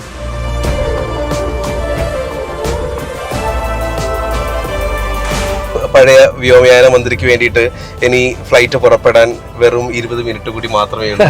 ഈ ലാസ്റ്റ് മിനിറ്റ് റണ്ണിങ്ങിലാണ് ഇപ്പോൾ നമ്മളുള്ളത്. പെരുമ്പാവൂരത്തെ ഏറ്റവും ലാസ്റ്റത്തെ മീറ്റിംഗ് കൂടെ കഴിഞ്ഞ് KC നേരെ ഡൽഹിക്ക് പോകാനായിട്ട് പോവാണ്. അപ്പോൾ എന്തായാലും എനിക്കും എന്നെ സംബന്ധിച്ചിടത്തോളം ഭയങ്കര ഒരു നല്ല എക്സ്പീരിയൻസ് ആണ്. എല്ലാവിധ ആശംസകളും. Thank you. നമുക്ക് ഇനിയും കാണാം. തീർച്ചയായും.